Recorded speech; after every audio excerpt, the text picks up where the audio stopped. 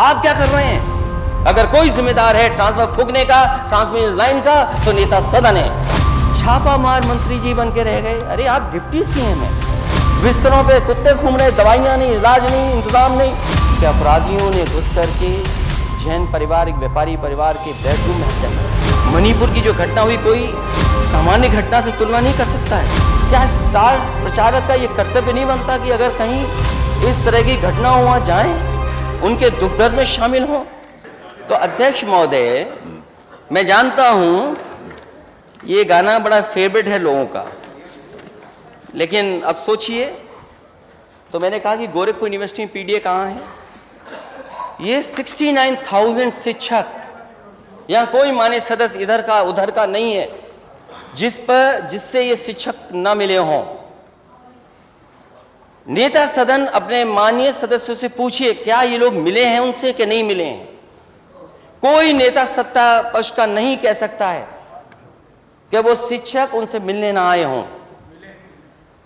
हमारे माननीय सदस्य लालजी वर्मा जी बैठे, उन्होंने उठाया, आपसे भी बताया होगा कि हम अपने लोगों से सबसे मिलके आए हैं। लेकिन क्या है इनके साथ?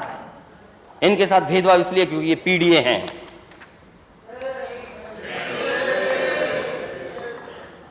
ऐसे कितने मैं बताऊं आपको, बहुत सारी ऐसी बातें हैं जो मैं कह सकता हूं। बिजली विभाग के बारे में जो बात रखी गई और माननीय सदस्य सभी चिंतित हैं, बोलें या ना बोलें, लेकिन बहुत चिंतित हैं क्योंकि आए दिन जब ट्रांसफार्मर रखा जाता है, जैसे ही बिजली आती है वो ट्रांसफार्मर फूक जाता है। क्या नेता सदन ये बताएंगे कि ट्रांसमिशन लाइंस और ट्रांसफार्मर के लिए आप बजट देंगे? आप हमारी निधि से उम्मीद करते हैं कि हम अपनी निधि लगा दें उसमें, तो सरकार क्या कर रही है?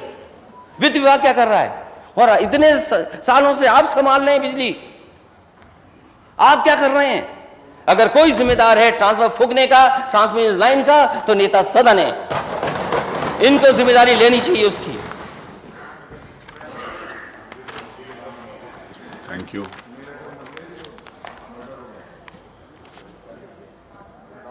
सुना है ये अस्पताल नहीं चला पा रहे और लग ये रहा है कि जानबूझ करके अस्पताल नहीं चला रहे, और इसलिए अस्पताल नहीं चला रहे हैं क्योंकि इन्हें प्राइवेट हाथों में देने अस्पताल। पहले कहा कि मेडिकल कॉलेज पीपीपी पे दे देंगे, पता नहीं कितने मेडिकल कॉलेज की तैयारी है पीपीपी देने की। अब 15 सीएससी देने जा रहे हैं प्राइवेट में, 15 सीएससी। और ये तो हमारे छापा मार मंत्री जी बन के रह गए। अरे आप डिप्टी सीएम हैं, क्यों अपने आप को अंडर एस्टिमेट करते हैं? इतने अच्छे खासे हैं, हाइट आपकी ज्यादा है, आप काम ज्यादा कर सकते हैं, उम्र कम है आपकी, वित्त मंत्री से कम उम्र के हैं, आप केवल छापा मार रहे हो। क्या आप अखबार नहीं पढ़ते, सोशल मीडिया नहीं देखते? हाँ, लेकिन अगर कहीं शादी में भी गए होंगे तो उसकी फोटो सबसे पहले लगा देंगे। क्या आपको अपने अस्पतालों का दिखाई नहीं दे रहा है? ये इमरजेंसी वार्ड में डॉक्टर की जगह पहुंचा सांड, जान बचा करके भागे तीमारदार। यूपी के बहराइच के अस्पताल में घुसा आवारा सांड। बताइए, ये हालत है। यूपी के अस्पताल में कुत्ते द्वारा शव को नोचने की घटना, ये हालत है अस्पतालों की। और चलिए अब हो गया। आवारा कुत्तों का कहर सरकारी अस्पतालों में, क्या हालत कर दी आपने सरकारी अस्पतालों में। श्रावस्ती के सरकारी अस्पताल में बेड पर कुत्तों का कब्जा, ये हालत है आपके अस्पतालों की। चलिए उसको फिर बोलिए। अब आज किस जिले का मैं बताऊं? हरदोई का बताऊं? किस जिले का बताऊं? किस जिले का ना बताऊं? अच्छा, जिला अस्पताल हुआ मरीजों से हाउसफुल, मरीज इतने कि आपका अस्पताल में बेड नहीं, और अगर मरीज जाता है तो दवाई नहीं, इलाज नहीं, और कोई ऑपरेशन नहीं करा सकता। कब ऑपरेशन होगा पता ही नहीं, जो मदद मिलनी चाहिए वो पूरी नहीं। आप कहते हो मेडिकल कॉलेज, दिल्ली जाएं, मुंबई जाएं, जाने कहां कहां जाते हैं, वहां होर्डिंग लगे हुए, इतने मेडिकल कॉलेज। किस बात के लिए मेडिकल कॉलेज बन रहे हैं? मैंने पहला मेडिकल कॉलेज जो स्टेट और सेंटर के बजट से बना था उसके बारे में बताया था, शाहजहांपुर के बारे में। आज तक उसमें प्रोफेसर, टेक्निकल स्टाफ कुछ है ही नहीं। क्या नेता सदन 6.5 साल से आप कर रहे हैं? बिस्तरों पे कुत्ते घूम रहे, दवाइयां नहीं, इलाज नहीं, इंतजाम नहीं। ये है आपका उत्तर प्रदेश $1 ट्रिलियन इकोनॉमी का। क्या आपको अपने वित्त विभाग पे भरोसा नहीं? आपने कंपनी हायर कर ली बाहर से। क्या आपको अपने आईएएस अधिकारी पे भरोसा नहीं कि वो फैसला नहीं सही लेंगे? आपने नीति आयोग, तमाम सुझाव देने वाले एक्सपर्ट, किसी की परवाह नहीं, केवल आपने एक कंपनी हायर कर ली कि यही बताएगी कि $1 ट्रिलियन इकोनॉमी कैसे होगी। इसका मतलब सब विभाग आपके खराब। अब जवाब आ जाने दीजिए। तो ये हालत है। और फिर जितना कहा था उससे ज्यादा बोलने का अधिकार है, लेकिन एक समय निर्धारित था। मैं उसके लिए फिर भी निर्धारित नहीं करा। जब कल मैं सदन में था, हालांकि अध्यक्ष महोदय मोबाइल ऑन नहीं करना चाहिए, लेकिन ऑन हो गया और किया ऑन, तभी सूचना मिली कि अपराधियों ने घुस करके जैन परिवार, एक व्यापारी परिवार के बेडरूम में हत्या कर दी। सोचिए आप जीरो टॉलरेंस रखते हैं कानून व्यवस्था के लिए। आप कानून व्यवस्था पे जीरो टॉलरेंस, और अपराधी कहां जा रहा है? बेडरूम में, और हत्या कर दी जाके बेडरूम में। ये कल की घटना है। और मेरठ जैसे दिल्ली से सटा हुआ केवल एक घटना नहीं उत्तर प्रदेश में। और जो एनसीआरबी का आंकड़ा बताते रहे थे कल, या सदन में रखा जाता है, ये सरकार तो वो है जो आंकड़ों से खिलवाड़ कर रही है। अगर कोई अधिकारी सही इंडिकेटर्स दे दे, एक हेल्थ इंडिकेटर्स सही दिए एक अधिकारी ने, दिल्ली के अधिकारी ने, उस अधिकारी को हटा दिया गया। यहां अगर कोई अधिकारी सही डेटा दे देगा तो अधिकारी की खैर नहीं, ये भी सरकार कर रही है। तो घटनाएं कितनी हो रही हैं।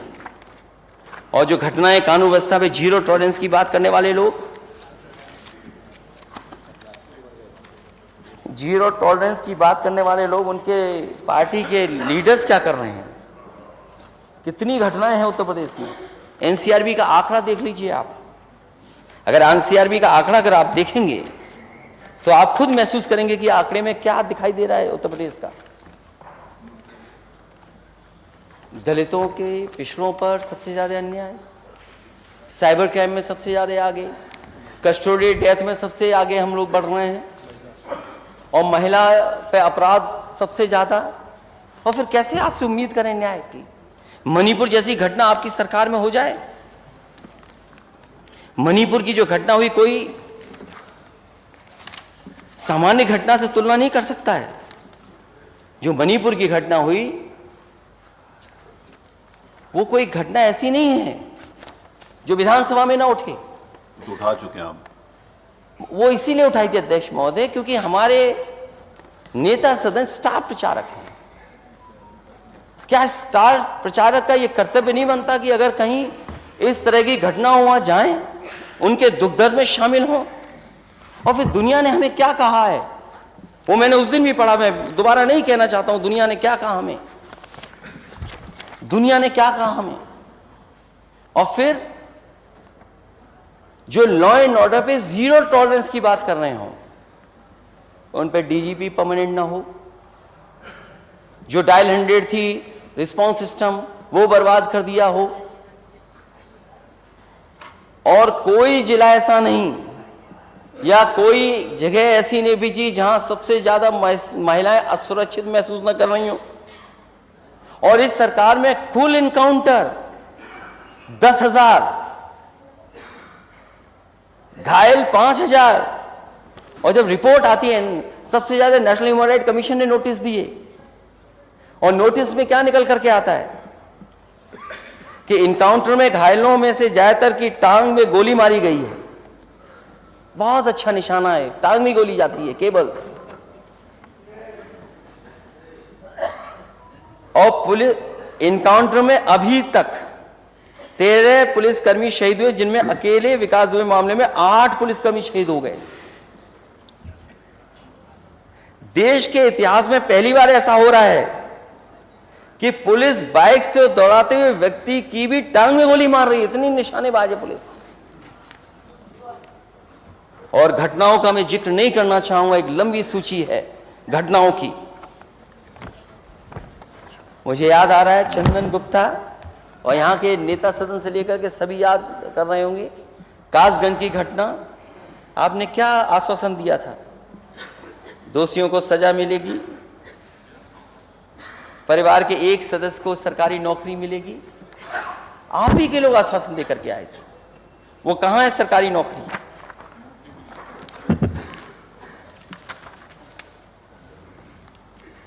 मैं चाहूंगा अध्यक्ष महोदय, 1 घंटा हो गया। ये जो $1 ट्रिलियन इकोनॉमी का सपना है, इस पे मुख्यमंत्री जी जरूर बोलें। वो ये कहते हैं कि 96 लाख MSME हैं, यूनिट्स हैं हमारे यहाँ, लेकिन केवल 14,000 रजिस्टर्ड हैं। आखिरकार उन्हें डर किस बात का है? रजिस्टर्ड क्यों नहीं कर रहे हैं वो? क्या इंस्पेक्टर राज से डर है उनको?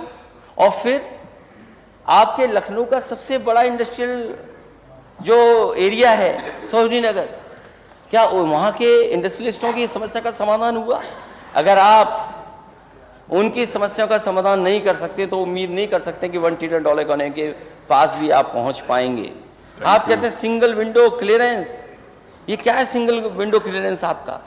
जहां पर अधिकारियों को उद्योगपति मिल ही ना पा रहे हों।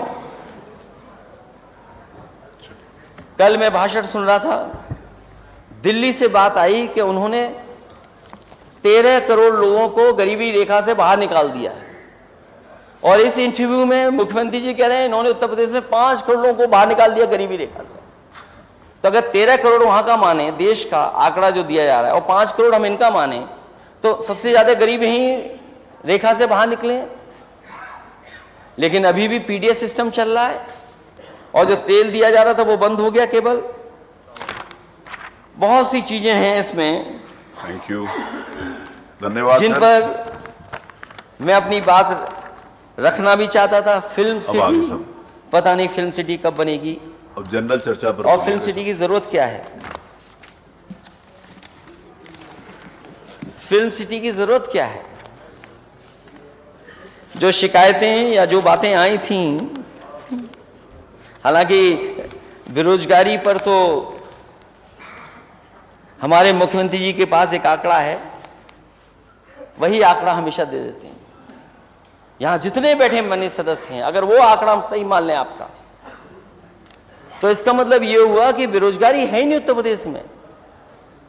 कोई माननीय सदस्य अगर तैयार हो इस बात के लिए करेगा कि बेरोजगारी उत्तर प्रदेश में नहीं है। कोई गांव ऐसा नहीं है जहां पर बड़ी संख्या में लोग बेरोजगार न बैठे हों और उनके हाथों में कोई काम नहीं है।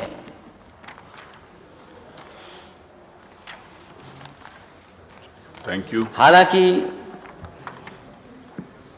ये सरकार में जो लोग हैं वो समाज बांट के ही काम करते हैं। जब तक दरार नहीं पैदा करेंगे तब तक आगे नहीं बढ़ सकते, और केवल समाज में दरार जीवी लोग दरार डाल करके अपना उल्लू सीधा करते हैं राजनीति का। जो घटनाएं हुई हैं मणिपुर में, हरियाणा में, जो नकार दी गई हैं जनता ने, कोई घटना कहीं हो उसकी निंदा होनी चाहिए, और खासकर अगर बेटी महिलाओं के साथ हो, कहीं भी हो, उसकी हम निंदा करते हैं, और जो इस तरह की घटना में शामिल उनके खिलाफ कार्रवाई हो। अध्यक्ष महोदय, मैं आपका धन्यवाद देना चाहता हूं, और साथ ही साथ अरे पीछे से फिर मैं उम्मीद करता हूं, मैं जाति जनगणना की बात इसलिए भी कहना चाहता हूं, फिर पीछे से कुछ बोल देंगे, आप कब तक बोलते रहो। मैं इसलिए भी कहना चाहता हूं कि सबका साथ सबका विकास, वो हो गया। सबका साथ तभी आएगा जब गैर बराबरी खत्म हो जाएगी, और गैर बराबरी खत्म करने के लिए सबसे पहला कदम है जाति जनगणना, और जाति जनगणना के साथ साथ सामाजिक न्याय। और जैसा मैंने कहा कि charity begins at home, Gorakhpur university में जो भर्तियां हुई हैं, या जो आपने 56 में 46 बोला, 46 में 56 बोला, कम से कम आज तो सूची लेकर के आए होंगे नेता सदन। चलिए अब सुन लीजिए।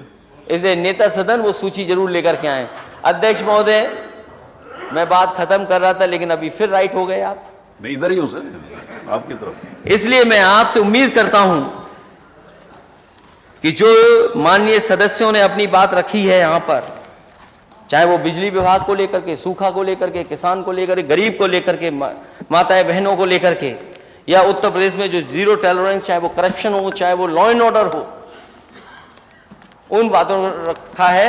मुझे उम्मीद है कि नेता सदन उन पर कुछ विचार करेंगे और जो हम लोगों ने मांग की है कि कहीं भी मदद में भेदभाव ना हो, उस भेदभाव से ऊपर उठ करके नेता सदन मदद करें। और हमें उम्मीद है अध्यक्ष महोदय, कम से कम नेता सदन इस बार सत्य बोलें। बहुत बहुत धन्यवाद। लेफ्ट से